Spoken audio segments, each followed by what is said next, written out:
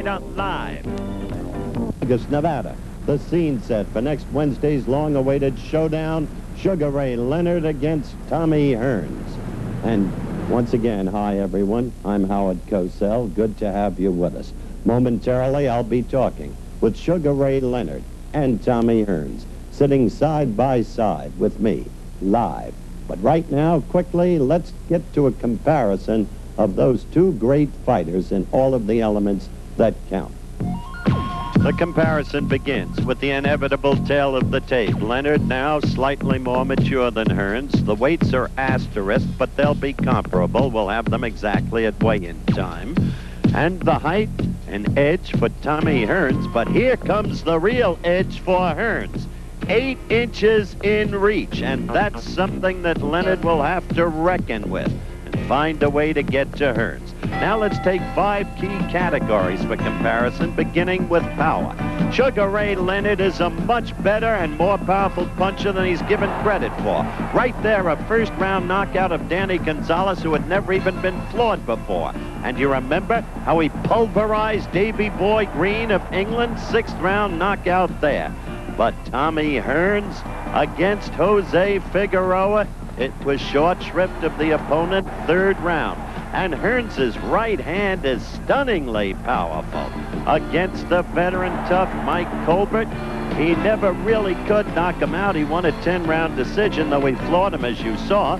But against Pepino Cuevas, so highly regarded, 2nd-round demolition. And again, look at that right, always in evidence. So on power, because of that Hearns right, we give the nod to Tommy Hearns. Next category is speed, the most renowned trademark of Sugar Ray Leonard, against Roberto Duran, November 25, 1980, the New Orleans Superdome. Look at him, fighting the way he did in Montreal, using every inch of that ring, even the Ali shuffle. He frustrated Duran all night. And against Andy Price in the 1st round, watch this hand speed. The blows unanswered are almost uncountable. And Price, who himself had defeated Cuevas, was knocked out in the 1st round. Tommy Hearns, he's never shown the foot speed of Leonard, but he's never really had to. He has his own hand speed. Look there against Santiago Valdez, 1st round knockout. But overall on speed, hands and feet, Sugar Ray Leonard gets the nod. The next item, defense, another in the Ray Leonard trademarks.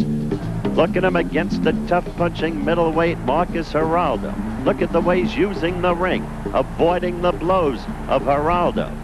And against Duran in that 2nd fight, again, the lateral movement that became so notable in 1976 in Montreal. And even when Duran tried to crowd clinch with him, he was able to fight him off. Hearns, defense, well, his defense is his offense, or always has been, was against Angel Espada right there, 4th round knockout in Detroit. Oh, how that Tommy Hearns can punch. And then, one potential weakness in Hearns on defense. Notice, he keeps his left hand at his side much too often, in the manner of all fighters trained by Emanuel Stewart. And so Randy Shields could get to him like that. And although Hearns went on to win that fight, with Shields failing to come out in the 13th, we give the nod on defense to Sugar Ray Leonard. Next, the chin, the ability to take a punch. Well, Leonard has shown that in his 2nd pro fight against Willie Fireball Rodriguez. Watch closely. Fireball got to him with that left, and Sugar Ray was staggered. Later, he would tell me, I knew then what it might be like to get knocked out, but he fought it off, and he came back. Now, when Duran won June 20, 1980 in the Olympic Stadium in Montreal, remember the 2nd round? When Duran really laid it on Leonard, he had Leonard dizzy. Leonard told me that he didn't come to himself until the 5th round, but he weathered the storm and went 15 tough rounds to a close loss. What about the ability of Hearns to take a punch? 5th round action against Randy Shields. Hearns left at his side. Watch closely. Right there. an apparent knockdown. The official called it a slip. Emmanuel Stewart later admitted it was a knockdown. Hearns was off balance, but keeping that left at his side was costly. Went down. He got up.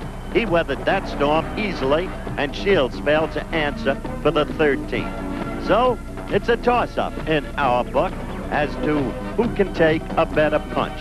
Finally, the question of stamina.